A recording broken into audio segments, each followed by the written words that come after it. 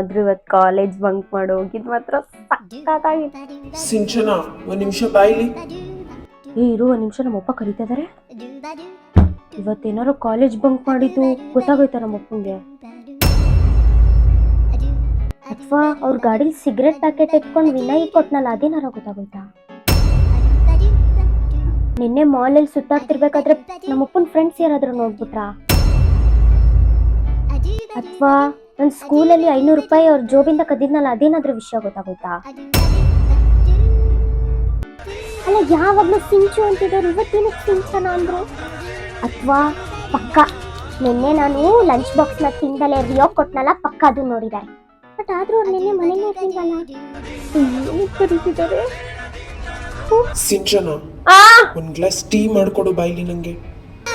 सारी उम्र मैं जो कर जा बड़े आ रहा